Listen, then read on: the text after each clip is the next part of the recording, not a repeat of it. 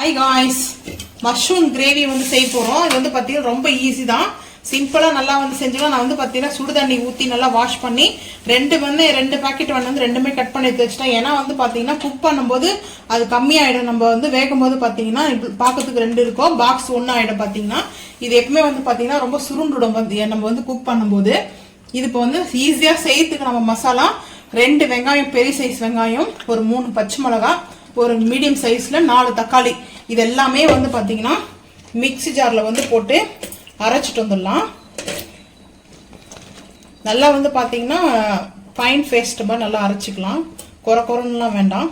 இதுலயே அந்த தக்காளி ஜூஸ்லாம் இருக்கும், அதுலயே நம்ம அப்படியே ஊத்திக்குவோம். ரொம்ப சிம்பிள் தான் இந்த கிரேவி, ஈஸியா செஞ்சிடலாம். ஒரு 20 நிமிஷம் தான் போதும், நம்மளுக்கு கரெக்டா அது ரெடி ஆயிடும். இப்போ நம்ம அரைச்சிட்டு வந்து பார்ப்போம். அது பார்த்தீங்கன்னா இரும்பு கடாய் தான் எடுத்திருக்கேன். இப்போ வந்து பார்த்தீங்கன்னா கடாய் வச்சு ஹீட் பண்ணியாச்சு. அடுப்பு ஆன் பண்ணி கடாய் வச்சுட்டேன். இப்போ வந்து ஆயில் வந்து ஊற்றிருக்கேன். இந்த மாதிரி ஜோயா பிராண்ட் வந்து நம்ம யூஸ் பண்ணுற இஞ்சி பூண்டு பேஸ்ட் வந்து நான் 1 ஸ்பூன் வந்து ஃபுல்லாக எடுத்துக்கிறேன். ஏன்னா இஞ்சி பூண்டு பேஸ்ட் கொஞ்சம் கூடவே போடலாம், நல்லா இருக்கும்.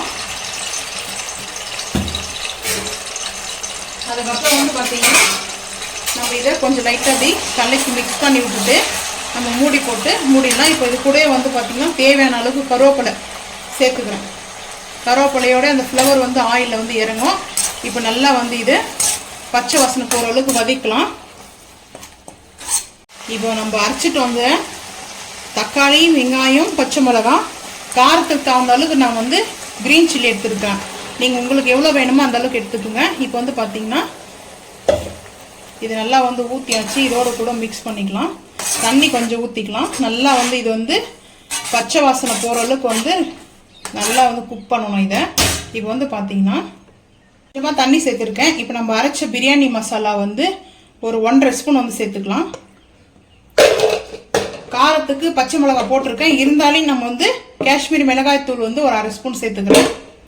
அதுக்கப்புறம் கல் உப்பு வந்து தேவையான அளவுக்கு வந்து நம்ம கல் உப்பு வந்து சேர்த்துக்கலாம். பத்தல்னா கூட நம்ம பார்த்துட்டு போட்டுக்கலாம்.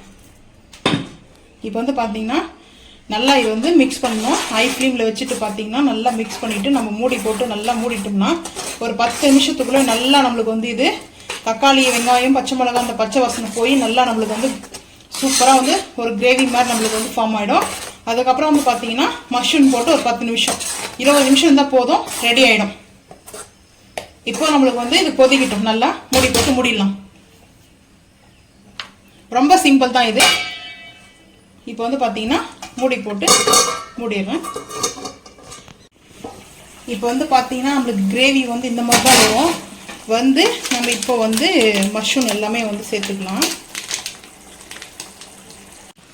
ஒரு பாக்ஸ் சேர்த்தாச்சு. 2வது பாக்ஸும் வந்து நம்ம கட் பண்ணி சுடுதண்ணியில் வந்து வாஷ் பண்ணி வச்சுருக்கேன்.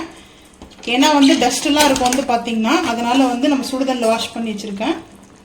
இப்போ வந்து ஒரு மிக்ஸ் பண்ணிக்கலாம். நல்லா வந்து மிக்ஸ் பண்ணிட்டோம்னா ஒரு 10 நிமிஷம் இருந்தால் மட்டும் போதும், சூப்பராக நம்மளுக்கு வந்து ரெடி ஆகிடும்.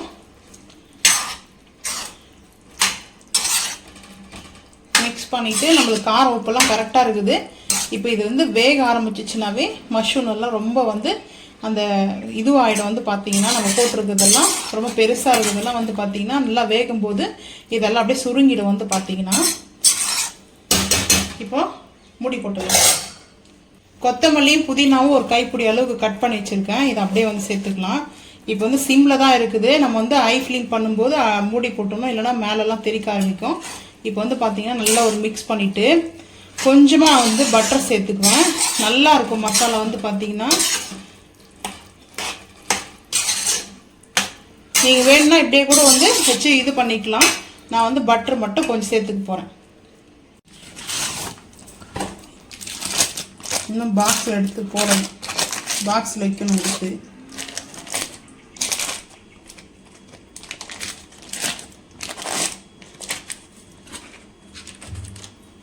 அப்படியே கட் பண்ணிக்கலாம். பட்டரை நான் வந்து அப்படியே சேர்த்துக்கிறேன். பட்டர் கொஞ்சமான்ட்டு கொஞ்சம் கூடவே போட்டாச்சு. ஏன்னா பட்டர் வந்து போட்டால் நல்லாயிருக்கும்.